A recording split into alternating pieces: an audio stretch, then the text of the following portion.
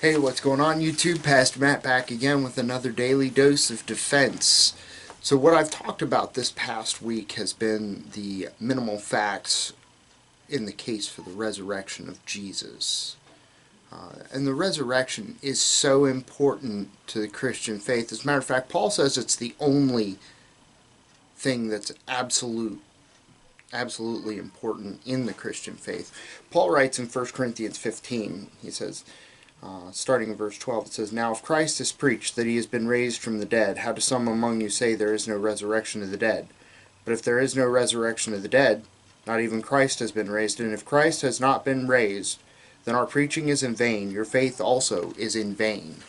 So Paul says that our faith is worthless if Jesus of Nazareth did not raise from the dead on the third day, according to the Scriptures.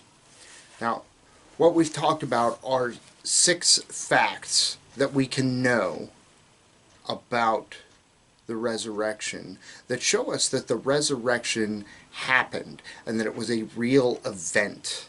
Now, the first one of those that we talked about is that Jesus died by crucifixion. The second is that his followers saw a risen Jesus in the flesh. The third is that the followers were willing to die for what they believed. Number 4 was that the teachings of the resurrection of Jesus are very early in the history of Christianity.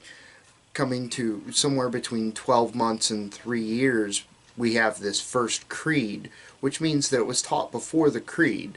So we could back it up even further as to when the resurrection was actually first being spoken of and being taught. Now, if you're to believe what Luke writes in Acts, we have Peter talking about it very, very early, within months. And then we have the transformation of the skeptic and the one who hates Christians, the skeptic being James and the one who hates Christianity being Paul. So we have these enemies attesting to what happened.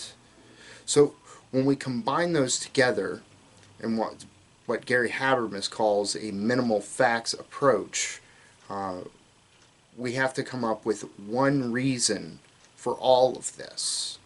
Now, you could explain each of these away by a different reason, but I think that it's fairly easy to see that there's only one thing that could cause all of this, and that is the resurrection of Jesus through the use of inductive reasoning and Occam's razor, which says that we have to take the simplest answer to answer all of them.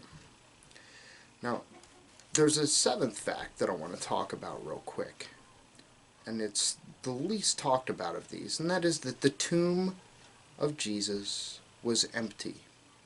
We're told that Jesus was put in a tomb by Joseph of Arimathea and Nicodemus. Now, when Jesus was put in the tomb, the believers went on Sunday, specifically Mary of Magdalene, the other Mary, and Salome. They went to the tomb to anoint the body so that it wouldn't smell so bad. It was kind of the finalization of the embalming process, and to wait until the Passover was done. So they go to the grave. This would have been April the 5th of 33 AD. They go to the tomb of Jesus, and the body's not there. Now they proclaim that the body's not there. The guards who had been put there, we see that in the book of Matthew, he writes of the guards who had been stationed. They claim to have fallen asleep.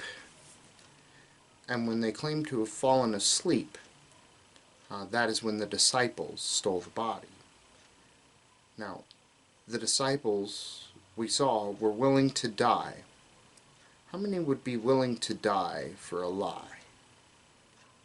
Charles Colson said that not even, he was the hatchet man for Nixon, they weren't even willing to spend 18 months in jail for what they felt was the wrong thing to do. Why would these guys be willing to wager their life for something that they believed was true and had truly happened? When we combine all of this together, we see that the veil has been torn away, and we can actually see that the resurrection is the best answer to all of these events. And as I've shown, a majority of skeptical scholars, atheist, agnostic, Muslim scholars, believe that these events happened as they're recorded in Scripture and history. This has been a Daily Dose of Defense. Thank you, and God bless.